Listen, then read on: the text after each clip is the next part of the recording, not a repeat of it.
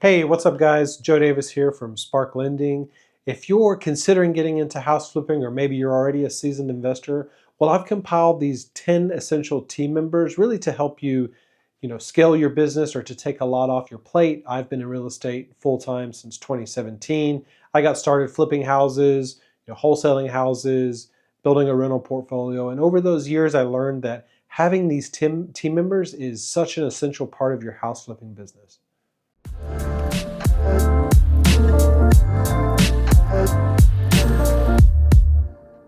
So the first one is a realtor, right? This might seem pretty obvious. And a lot of people come to me every day and ask me, should I get licensed before I start flipping houses? Well, the answer is no, because too many people get caught in this cycle of waiting to do a house flip, when I get my license, or when the market is better, or when I've saved enough money, right? There's so many things that will stop you from pursuing your dream. So no, I don't believe you should have to get licensed before you start flipping. I think that there is some benefits to it. I think having access to the MLS and having the ability to list your own properties is definitely an advantage, but it's not needed to start with. And when you start, really, you want as much professional advice as you can get. And the first step is to get a qualified realtor in your area, someone who knows the business and knows the area like the back of their hand. And the reason is they're going to be able to put a second set of eyes on every property you have. They're going to be able to know how to navigate the MLS and send you investment properties that get listed and give you their opinion. But also when you finish the property, they're going to have a lot of connections that you might be able to utilize. They're going to know the price point to set it at. So find a realtor. It helps with lead flow. It helps once the property is finished. It helps with advice on any deal. They're essential. You might even want to find more than one realtor, right? But the first step is go out and look around and find out who's a really solid area in your who's a solid realtor in your area. Maybe even ask some investors that are active in your marketplace. Say, hey, who are you using as your realtor? Can you suggest a realtor? Interview them, see who you really vibe with, and really build a relationship with them. And it's going to really take a lot off your plate and also put a second set of eyes on your deal. The second one is having a good lender, right? We're a small lender here in Texas. I work with every single borrower. If they send me a deal, I'm going to run my own numbers on it and I'm going to tell them if I believe it's a good deal or not, right? Tell them where we would be at, what the cash out of pocket is. Now, being a small direct lender is incredibly useful for you guys. You don't want to use one of these big national lenders. They might take 25, 30 days to close. You're going to be talking to every single person along the way, right? A new person for every step. With a small lender, you're going to be able to build up a relationship with them and also able to capitalize on good deals if they come across your plate. I had a lender the other day, or sorry, a borrower the other day who brought me a deal. It was a home run deal. Another buyer had backed out and they had to close this thing in 5 days. We pulled all the strings together and made it happen. And they didn't lose out on that deal because they had a solid relationship with their lender, right? So definitely get a quality lender. We also have a network of smaller lenders. We're building it out on gethardmoney.com. For now, I'll put the form in the description, but we can help you find a small lender in your marketplace. The next one is, and this is probably a pretty obvious one, is contractors, right? Contractors are the make or break for any single deal. If you get a bad contractor, they can completely ruin a deal. And every single deal that we've seen go bad, pretty much it's always because the contractor overcharged them. They kept adding stuff. They walked away with money. They did a crappy job where someone had to come back in and correct their mistakes. They didn't know how to pull permits. So having a contractor that knows what they're doing is so essential. Again, speak to some other investors, find out some contractors that work with investors, go look at their properties before you get into flipping, right? Go walk a few of their houses and see the quality of work, and you might get some ideas of what you want to do in your flip. Even style wise, aesthetics wise, speed wise, you're going to find some good ones. Always get referrals. Always ask them some investors they've worked with and speak to them. If they can't give you a couple good referrals, stay clear of them. If they're asking for a ton of money up at front, stay clear of them. If they're the cheapest one who quotes, again, that's a red flag. Referrals, interview, walk some properties, get a really good vibe with the contractor, and then go from there. They can really, really make it a profitable deal or make a loss on a deal if you don't have the right contractor. The fourth one is have a good insurance agent. A lot of times people forget about insurance. It's a big cost to it. Right at closing, sometimes we're scrambling around to try to find borrowers insurance. Find a good insurance agent in your area. Every single lender is going to require you to have insurance, so it's good just to put the feelers out now and ask insurance agents, um, you know, can they handle this type of loan? And I would always get 2 or 3 insurance agents too, just to run your quote past them. Some of the best insurance agents sometimes aren't the cheapest because of the way that insurance works and too many policies being written in a certain area. And sometimes those secondary insurance agents might be able to give you a cheaper quote on that deal. We do hope to bring some insurance agents onto this channel and really kind of dive in everything about insurance. So make sure you like and subscribe. And when we get the insurance agent interviews, I think you guys will learn a ton from it. After the insurance side, another one that you want to be is, and again, I always say, if you've watched some of my other videos, is try to get direct to seller. You're going to find much juicier or meatier deals. But as you get started, make relationships with wholesalers in your area. This would be, through networking events on Facebook. Just generally find all the wholesalers in your area. Set up a separate email for yourself that you're not being bombarded with these deals. But once you learn how to evaluate these deals, right, with the formula that we've showed, quickly evaluate these deals from the wholesalers, and then you'll really know which ones you want to take a little bit of a deeper dive into until you can find that right deal.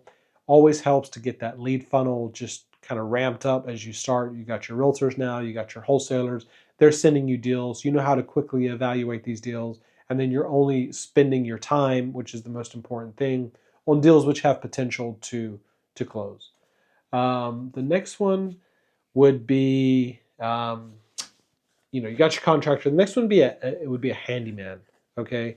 And a handyman, the reason I mention that is a lot of investors, what I find is they'll get about 90% of the way through their rehab, and then the property just sits there and it takes forever to go and finish off these little items, right? Baseboards, a sink fixture, a little plumbing fix, a hole in the sheetrock, some little items maybe that your contractor missed. You can call them a punch out guy too. But especially if you're flipping, to have that ability to go in there and knock out a bunch of small jobs if your GC can't do it because they've moved on to a next bigger job. Also, during the closing process, the buyers are going to get an inspection. You might have some little items you want to fix. You just want to have someone that can get out there quickly and just, go through those incredibly quickly. All right. So the next one is, I think this is number 7. And this isn't a person, right? But I'm still going to put it in as a team member, and that's having a good CRM, right? A customer relationship manager. And the reason why I believe having a CRM is so important is because, again, the first step is to create a lead flow where you have deals coming in from realtors and wholesalers and direct to seller if you guys are ready to take that on.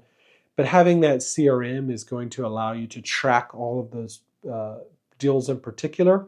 And the most important thing, and where you get most of your deals, is in the follow-up, right? So how do you track all those things if you're just doing it on an old notepad or a spreadsheet? You want to have a CRM that can automatically track these things, that can tell you, hey, you sent this offer 2 weeks ago. Shall I resend another offer, right? And in technology in today's world, it's an impressive thing. You can use AI. You can use a whole host of things.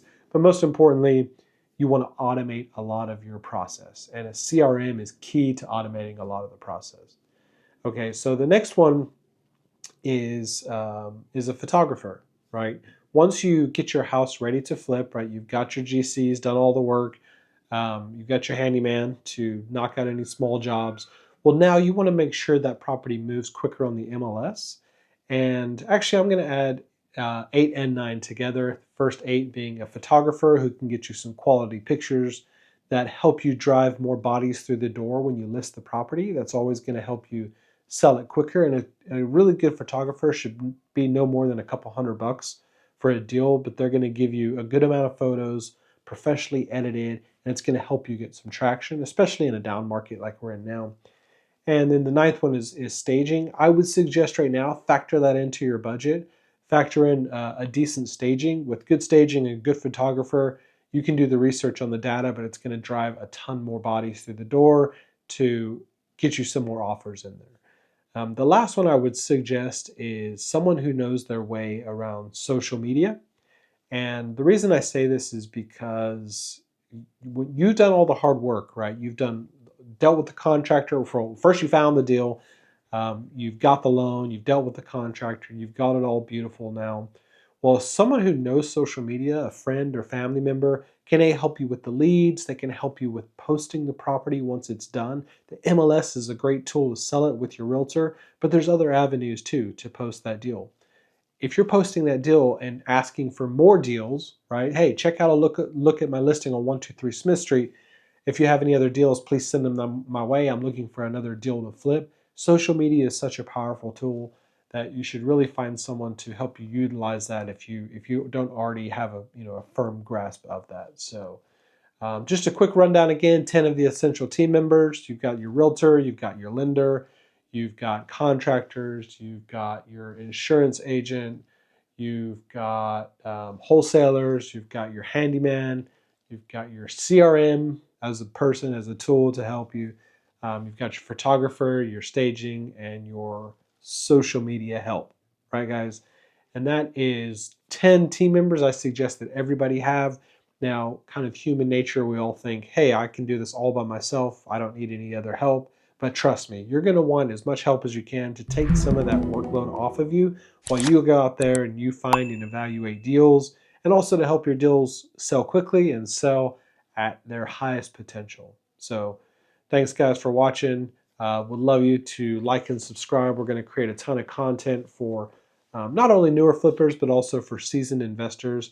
Really just build a community, completely raw, completely honest. You'll see that we've been interviewing some active investors on the channel, and we're going to continue to do that and kind of get their experience and their journey from every walk of life. We just had one on the girl from Ukraine who's actually flipping houses. English wasn't her first language.